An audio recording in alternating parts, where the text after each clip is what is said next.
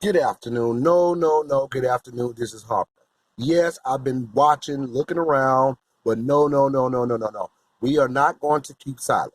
We are not. We are very methodical. We are passionate. We are precise. Have a lot of prestige. We are educated. A lot of us, we need to be even more educated. The slave descendants. I am the slave descendant in the United States of America. We are talking. And I know got a lot of my subscribers here and some people that come by my channel.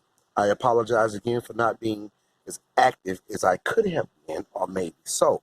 I've been working and living a American descendant of slavery's life, whereas though I live an American descendant of slavery lifestyle, whereas though I have to work in order to pay for everything that I have in order to survive. I have to work to pay for everything. We all have to get out and we have to do our jobs.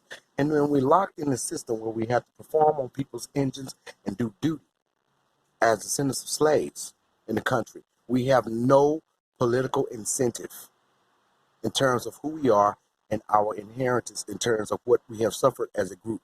We come from slaves in the country. However, a lot of us are educated and have a lot of prestige, and we have a lot to talk about. We have a lot to open up. Yes, we have a lot of black people that are rich. Well, they are not necessarily on our sides because they are partaking in the wealth that is used against their people.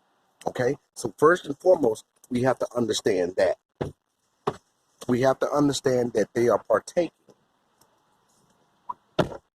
They are partaking in the wealth that is used to keep their people, which are the slave descendants, keep us not only desensitized, not only uneducated in terms of who we are in the public school system, but systematically performing a duty for them.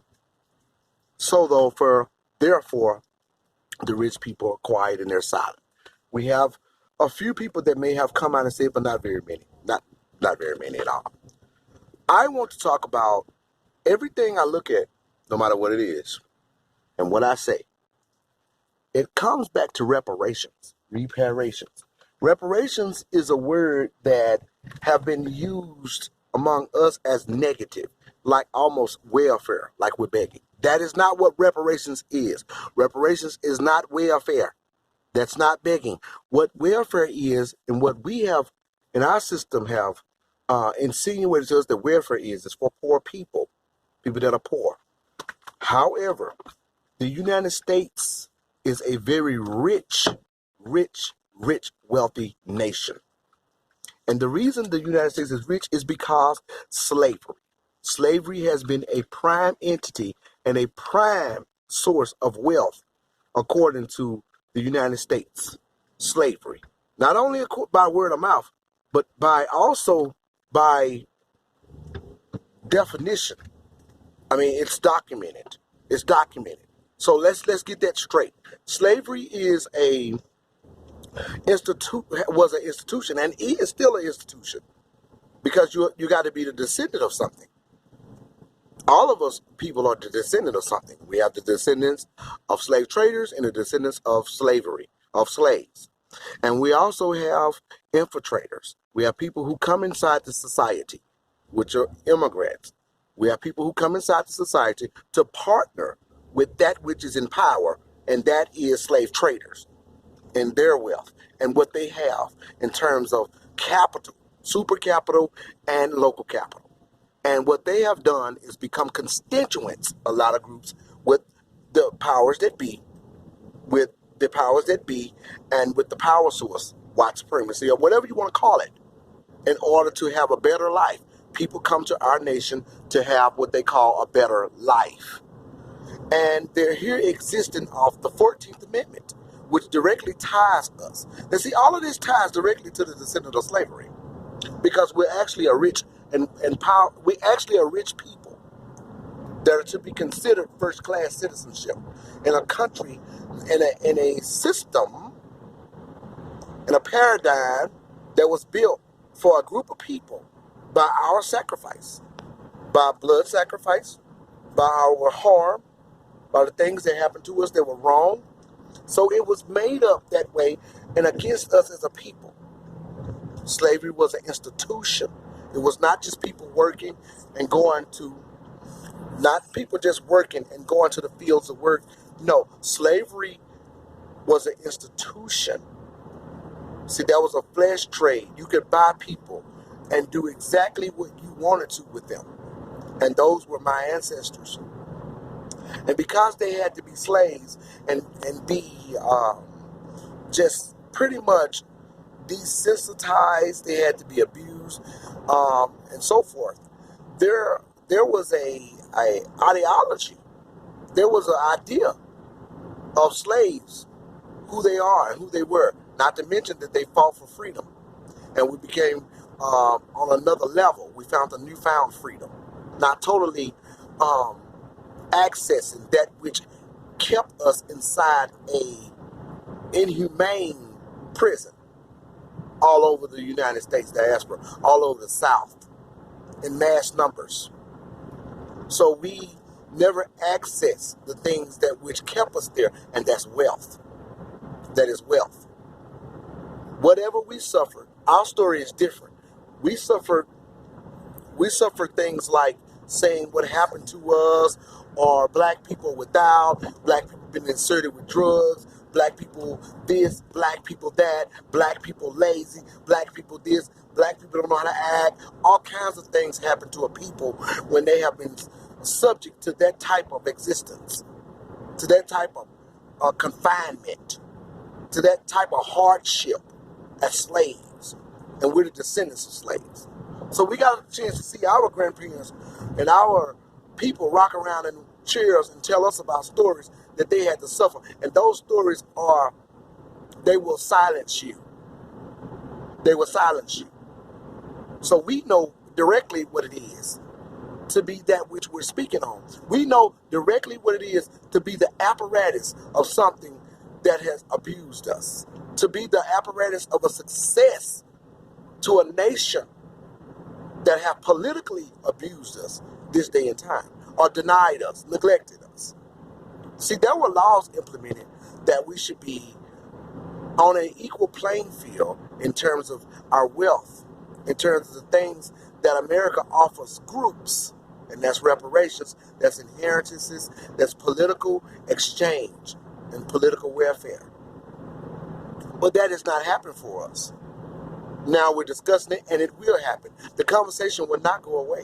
Well, see, I'm tired of looking around the room when I go in stores and see a whole bunch of Hispanics in there doing jobs and having children over here humming like nothing is wrong and existing on my 14th Amendment, while my community all the time is going deeper and deeper into disenfranchisement and dire situation due to the fact that they're committing private crimes.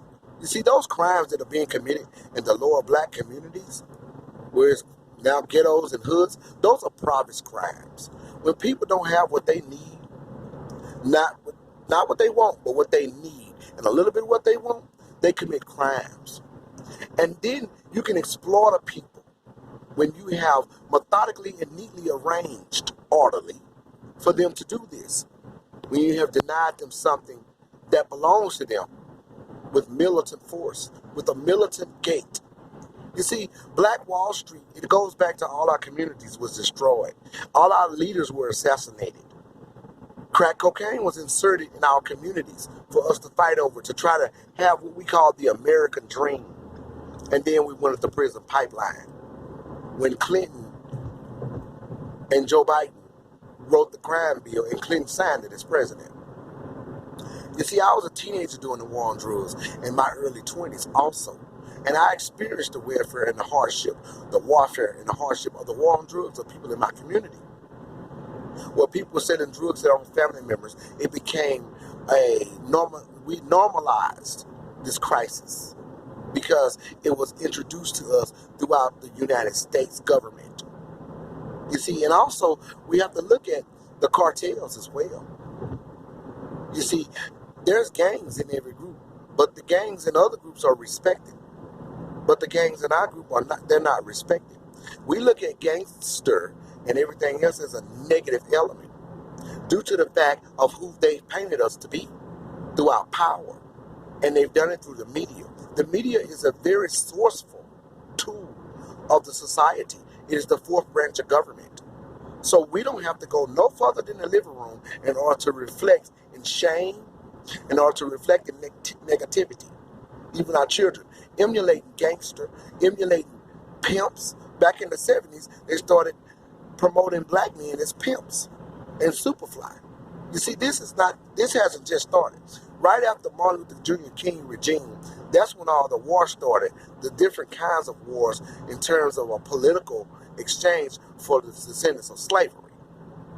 You see, Dr. King was also talking about going to Washington, cutting a check before he was assassinated 8 to probably 10 months later. When he started talking about reparations, he started talking about those economic slave elements, which is really what has us in slavery. You see, that's the whole thing.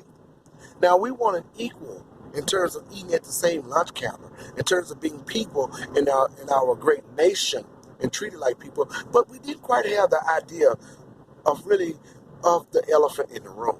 We didn't quite have that idea. And however, when these great men began to talk about it and understand the idea, is when they were dismembered. They were assassinated. They were dealt with. And also not only by white people or the powers that be or the United States government. They weren't just dealt with in that fashion. They were also dealt with their own people. Because see, when you come from slaves, you can be bought. You can be bought with a price. So black people that are slave descendants, a lot of us are what they call bootlicks or coons, and we use that words amongst each other, which is very dishonorable. However, that's where we come from. We come from a space where we don't really understand the nature of community and the nature of a team sport in terms of power. We don't understand that because we've never accessed it in the United States. We never accessed that. We don't know what that is. We've came to great height of doing so by getting laws passed, but we also infused everyone else. You see, we have the notion that everyone experienced what we experienced. So therefore, we have a kumbaya personality. Now, the black voices of new media, the new media of black voices, we understand this. We don't necessarily have a kumbaya intellect about situations. We understand what war is. This is war. This is a political war. We are in war, as a matter of fact. So a lot of people don't understand it. As black people, we think whenever we can stand up to save anybody, no matter who it is, let's do it. We think that way. We've been desensitized. We feel like that we can speak out against, basically against inhumane exchanges for other groups and have a benevolence for other groups, and we have no history of harming anybody but ourselves.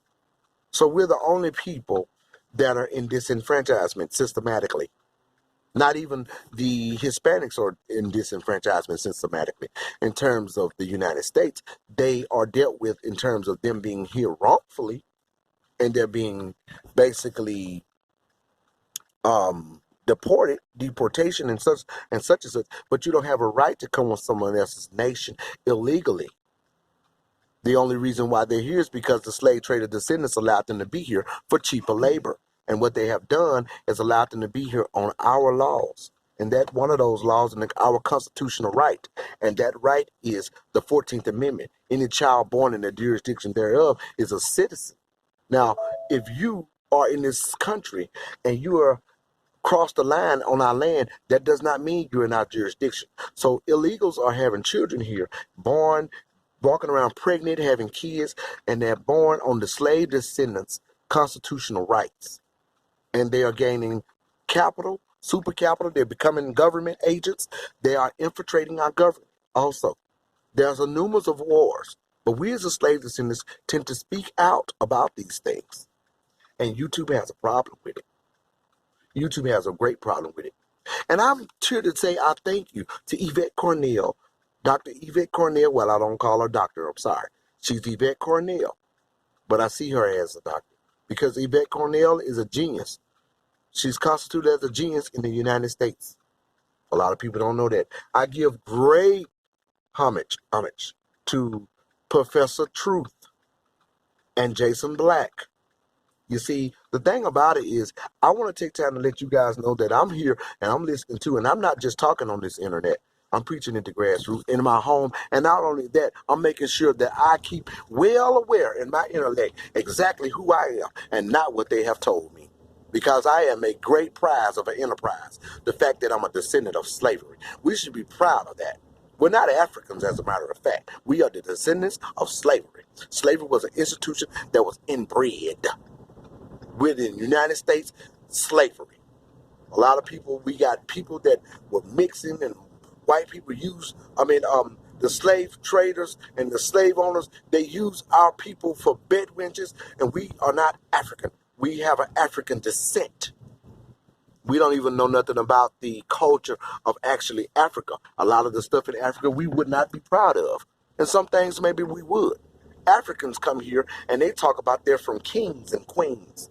They really know actual kings, whereas though their grandparents was a king or a queen.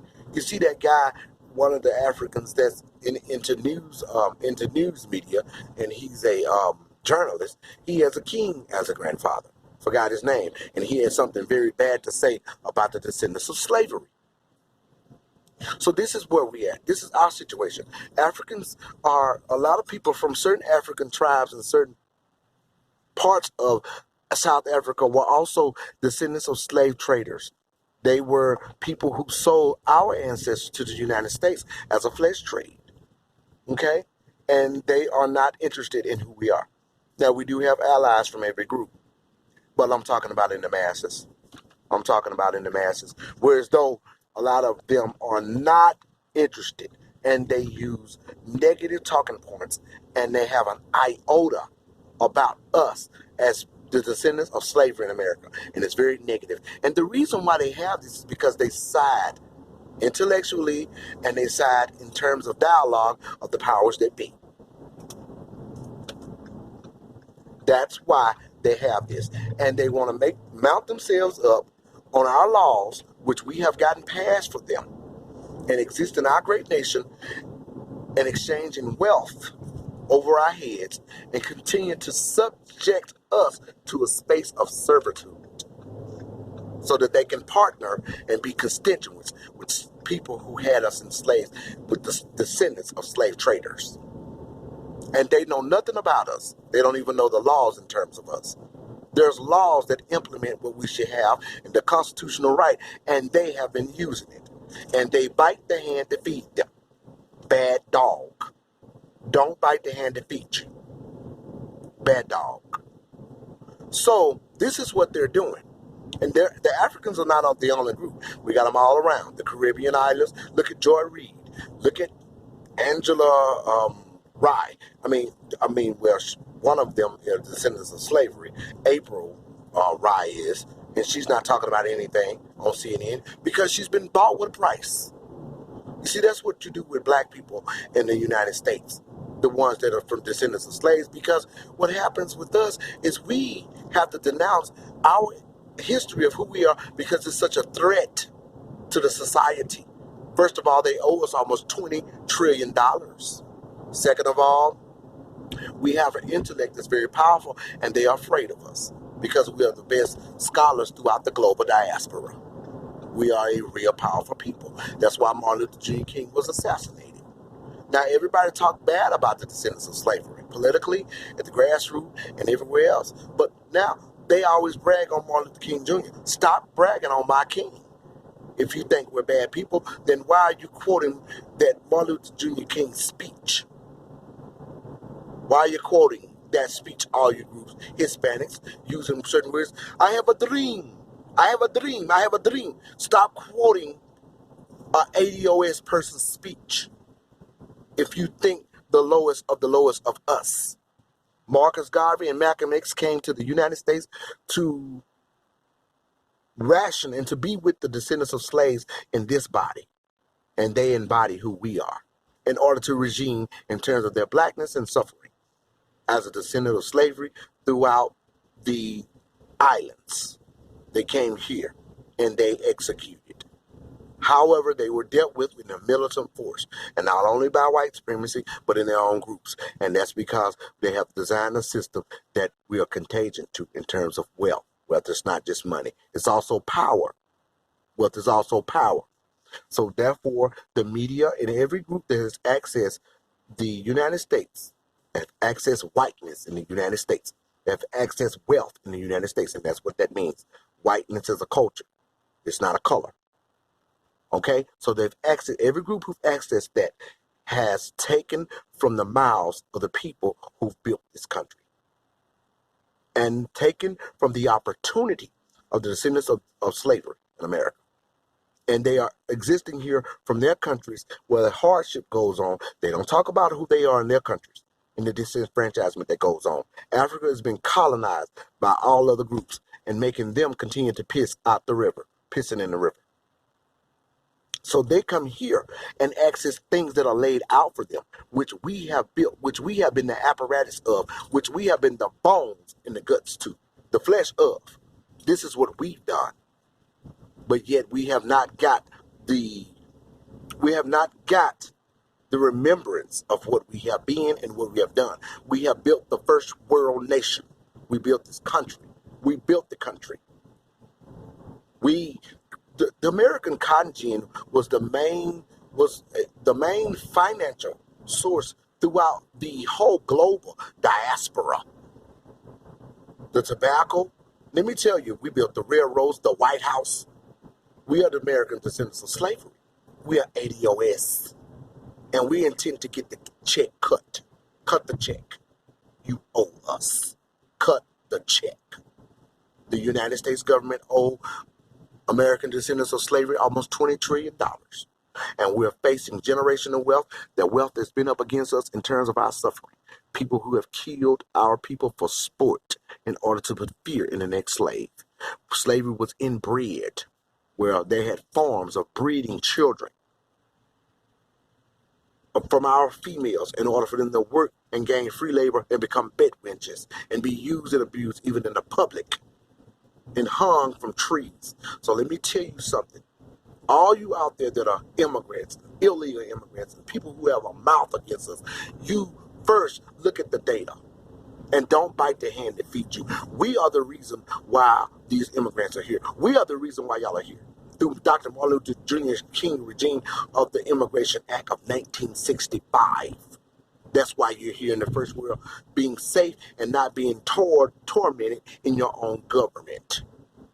Okay? So we continue to fight. So you will not continue to reign over us in terms of our dialogue, in terms of our dynamics, in terms of our laws politically, and us not say anything.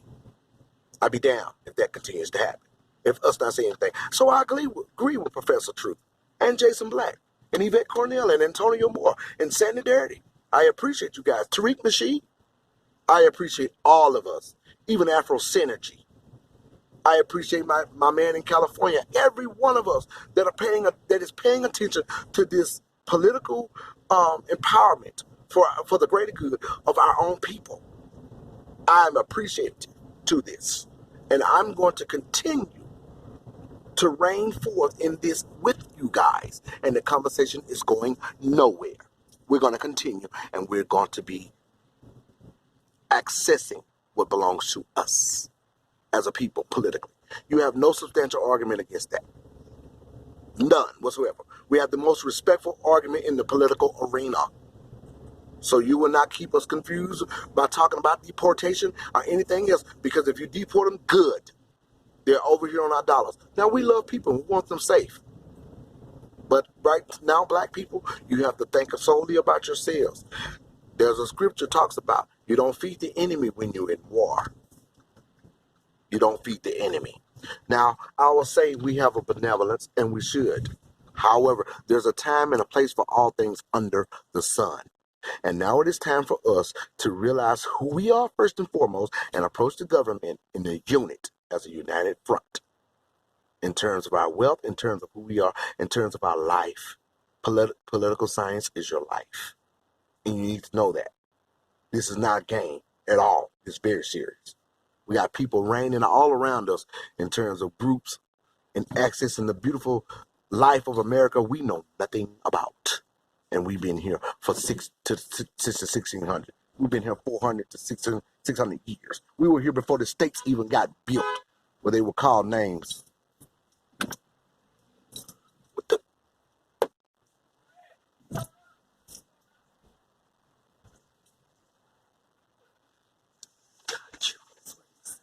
So thank you so much for listening to me and being a part of my channel. I really appreciate that. And I will tell you that we are definitely succeeding as a group, and we continue to move forward. Our blood is in that flag. Cut the check. And thank you for joining me, guys. Cut the check. The United States government owe us. We are people to be respected in terms of our history. We have been undermined, and we don't continue to do that. And it's a very serious matter, and the conversation is worthy. Thank you for joining me. This is Harper.